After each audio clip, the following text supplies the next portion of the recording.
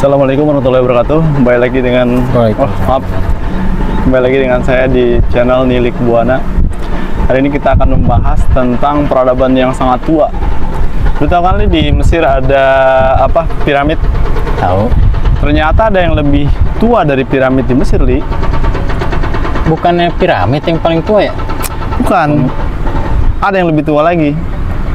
Nah, ini kan ada tuh di di Netflix udah dituin tuh. Dibikin film. Iya, dibikin film. Ternyata itu di Gunung Padang, Li. Oh iya tahu Iya. yang mirip piramid ya. Betul.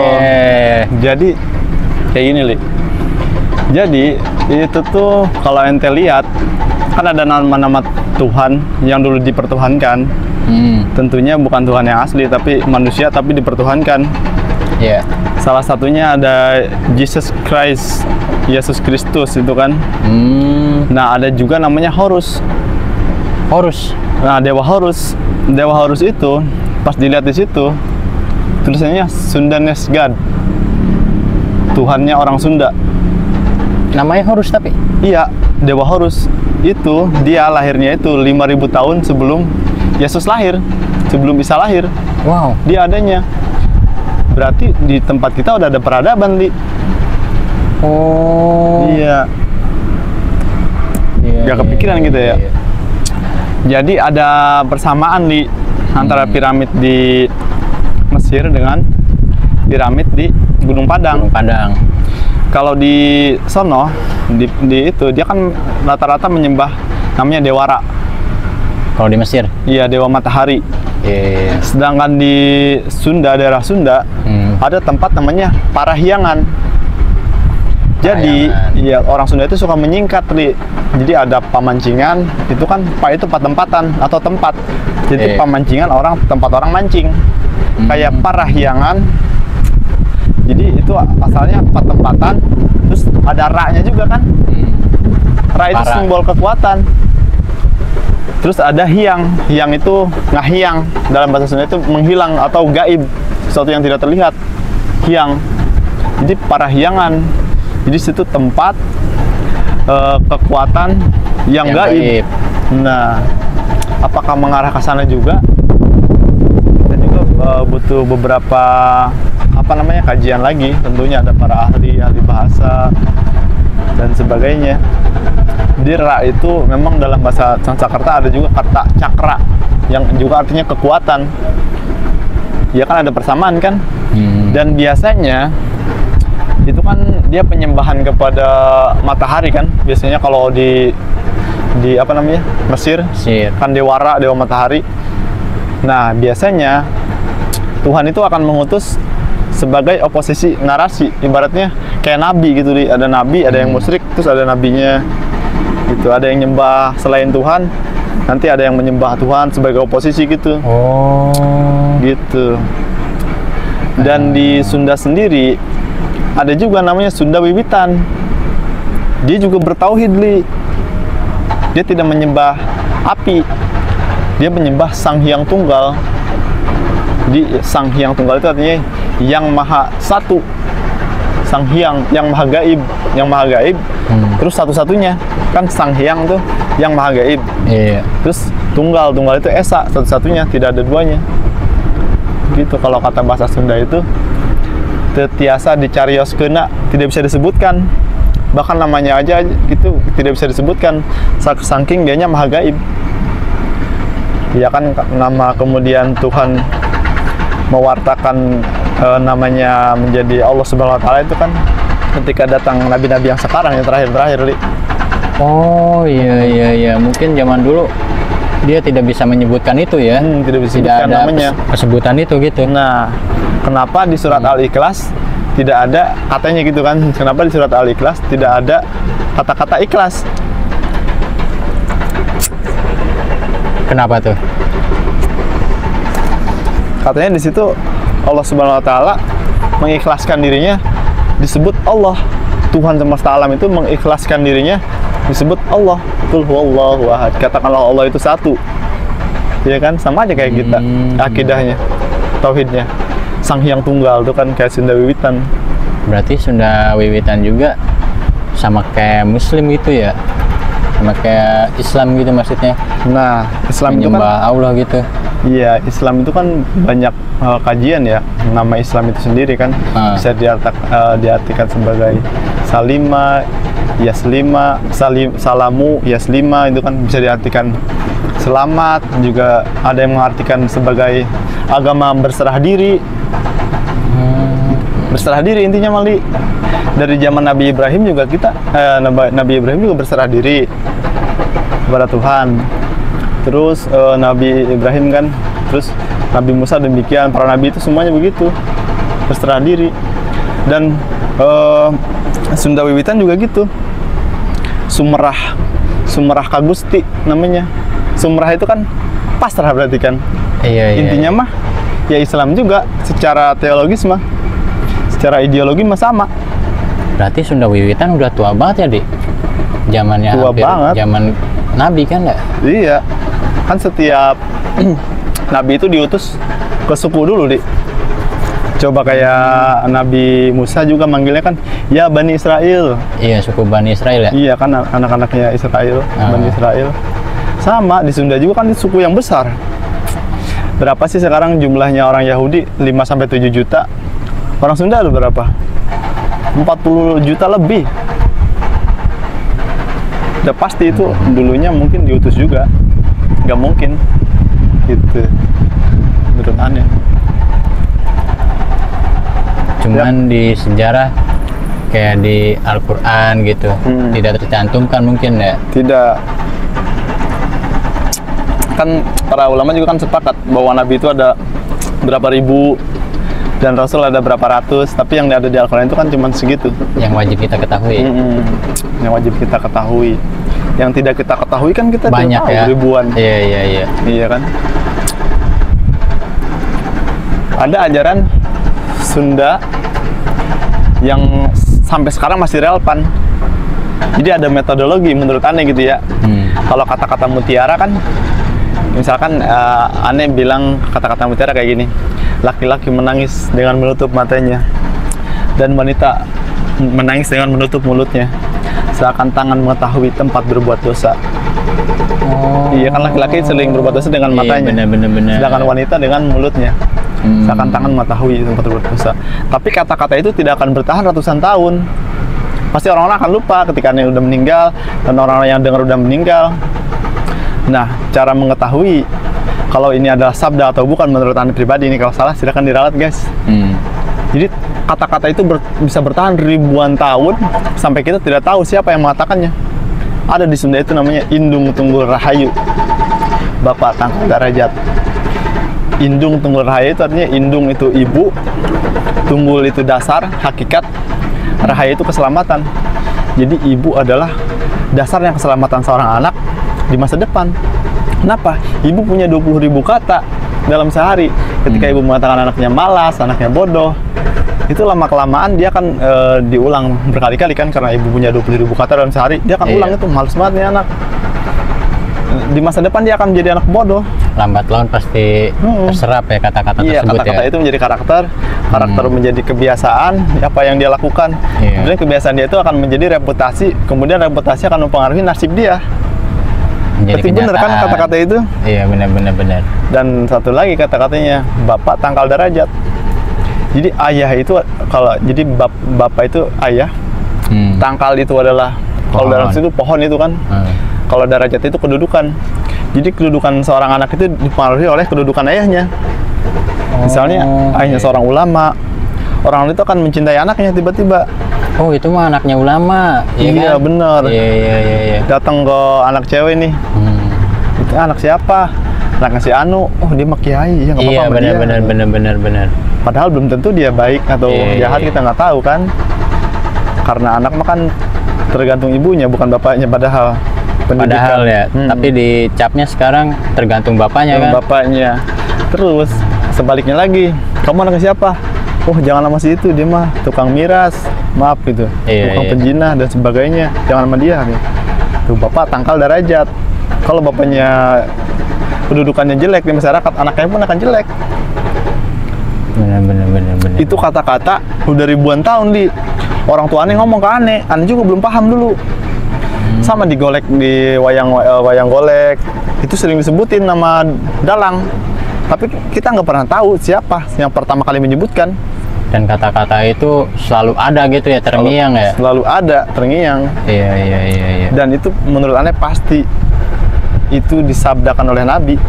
Karena sampai sekarang masih relevan dengan kehidupan. Iya kan? Benar-benar. Aneh kan? Nah itulah ada ciri-cirinya, ada Nabi mungkin dulu di suku Sunda juga. Setiap suku bahkan mungkin suku yang lain juga tidak menutup kemungkinan gitu. Iya.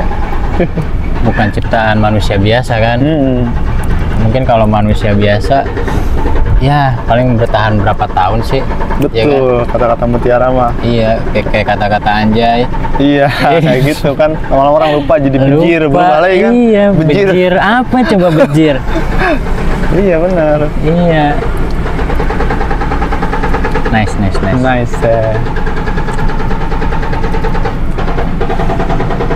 Jadi Sunda itu peradaban kuno, Li. Dimana yang sosok sebagai apa ya namanya, antagonisnya adalah penyembah matahari dan protagonisnya adalah itu menyembah Sang Hyang Tunggal yang bertauhid, tidak menyembah apapun. Iya. Walaupun kadang-kadang Sunda disebutin katanya ada kan tokoh ulama, kayak dia nyebutin bukan tokoh ulama, maksudnya tokoh masyarakat yang dia sangat dengan budayanya kental, itu kan pohon dikasih apa? Sajen. Kain. Oh, iya. Kasih kain, pohon kan. Sebenarnya itu kita bukannya apa menyembah pohon, dia itu menghormati bahwa pohon itu adalah makhluk Tuhan juga, Li. Oh, bukti penghormatan. Penghormatan sesama makhluk. Kayaknya kebanyakan di Bali tuh ya. Di Bali juga, di Sunda juga ada tuh. Kang Deddy Mulyadi juga. Oh iya. Pohon-pohon di rumahnya sama mirip ya. Iya. Diikat gitu ya. Betul. Coba budaya yang sangat luhur. Itu aja di pohon aja di kayak makhluk hidup. Tapi by the way, aneh pernah dengar gitu. Bali itu dijaga. Sunda kecil gimana itu maksudnya? Oh, kalau Bali Sunda kecil itu memang dulu namanya Sunda kecil, Li. Cuman Bali. Nah, sama sebelum Bali itu provinsi Sunda kecil. Iya. Pas itu Sambas, NTT, NTB. Kalau salah silakan ralat, guys. Jadi tahun 1950 Muhammad Yamin mengusulkan supaya diubah namanya. Oh, menjadi Nusa Tenggara Timur, menjadi Bali, Nusa Tenggara Barat. Nusa artinya pulau. Tetapi itu sebenarnya adalah tadinya Sunda kecil. Akhirnya tahun 1954 sama presiden disetujui, namanya berubahlah menjadi Bali, hilang Sunda. Mungkin juga Sunda itu kayak sekarang nama keyakinan, kayak nama Islam gitu. Tapi dulu sebutannya Sunda. Makanya semuanya memakai nama Sunda gitu. Bahkan yang ada juga ya di apa namanya, kayak di Wikipedia, di Google, coba cari namanya Isola della Sonde judulnya. Kalau dibuka itu ada di Italia, dia nyebut ada Sunda besar dan Sunda kecil. Sunda besarnya itu meliputi Pulau Jawa, Pulau Kalimantan, Pulau Sumatera. Dan Sunda kecilnya itu ya yang kemarin dirubah sama Muhammad Yamin. Iya. Itu jelas, itu ada istilah sejarahnya. Itu bahkan Itali pun tahu gitu, Di. Nah, di situ ada bahkan disebutkan, kalau dicari di Google namanya harimau Jawa. Dalam bahasa ilmiahnya apa? Panthera tigris sondaicus. Tuh kan sama aja kan, Isola della Sondaicus. Ada juga badak Jawa. Itu nama ilmiahnya Rhinoceros sondaicus. Sunda. Belum ada istilah Jawa. Belum ada istilah Betawi. Betawi itu adalah istilah yang dibawa oleh Belanda, Batavia. Jawa juga sama. Jawa itu Java Dwiva, yang artinya pulau. Gitu. Java Dwiva. Karena orang Sunda dan Jawa itu sama, Betawi juga tadinya sama, satu suku. Kan rajanya pertamanya sama, Tarumanegara. Kerajaan pertama di Pulau Jawa itu Tarumanegara. Ibu kotanya di Bekasi, namanya Sundapura. Gerbang Sunda, ibaratnya kan. Pura itu Singapura, berarti gerbang singa.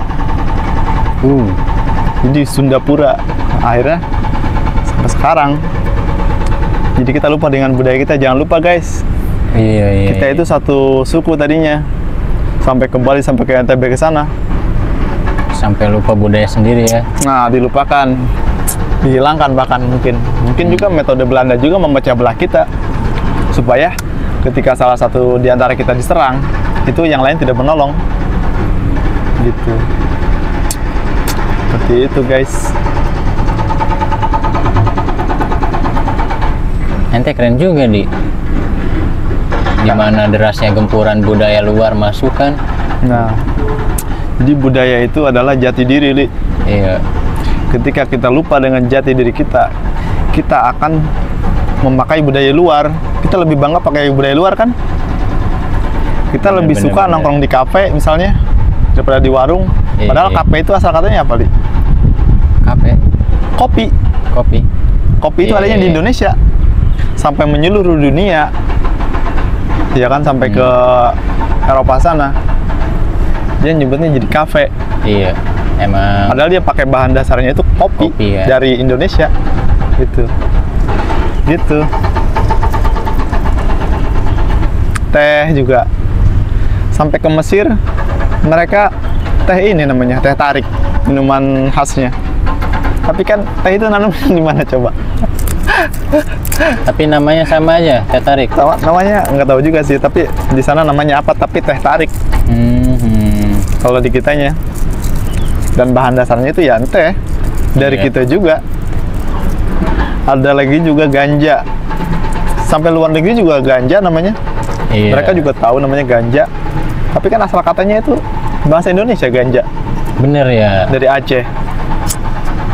Namanya pun kalau di luar sama juga kan ganja ya?